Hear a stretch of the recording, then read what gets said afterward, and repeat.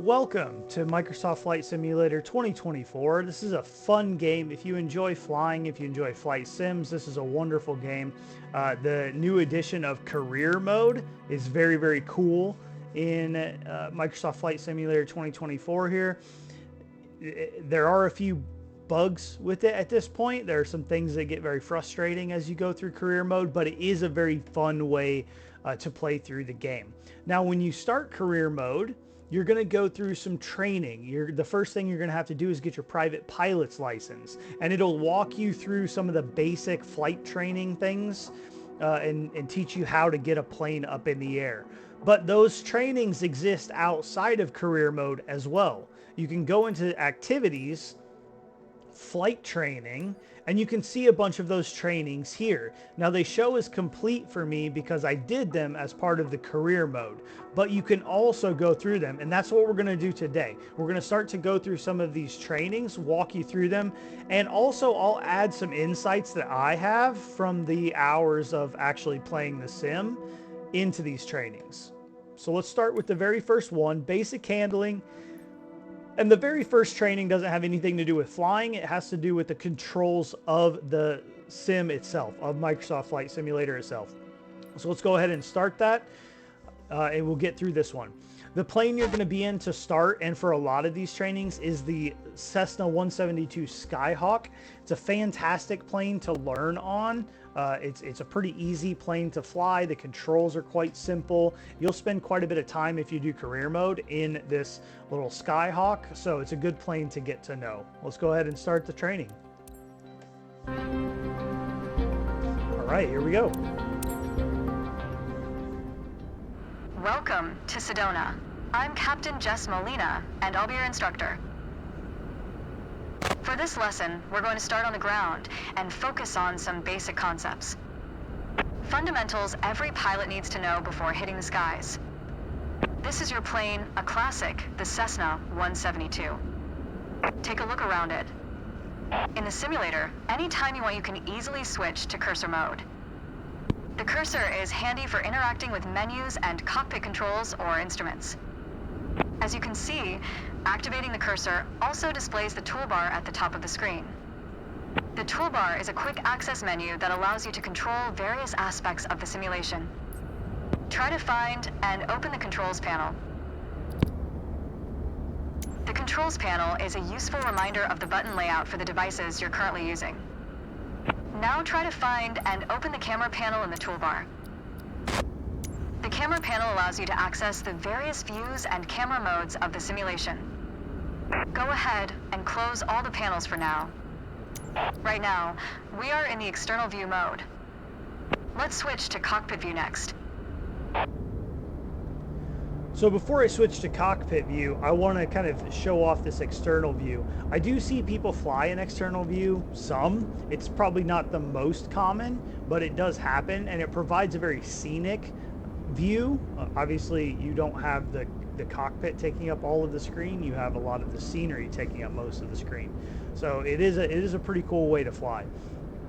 Out here, when you're in external view, based on the settings that you've chosen, you will get some data, so some of your instrument displays essentially out here on the HUD.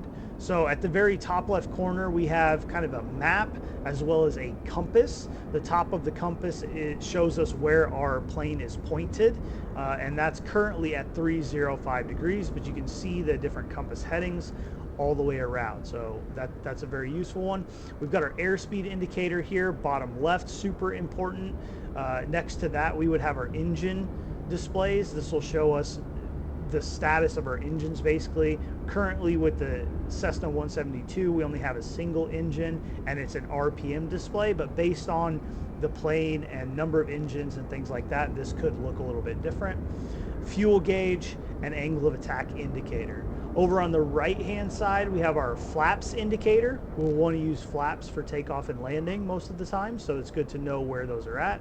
Our pitch trim indicator, our altitude indicator, and our vertical speed indicator. Vertical speed indicator will show you whether you are climbing or descending based on where this marker is on the scale. So very good instruments to be able to see even while you are in external view.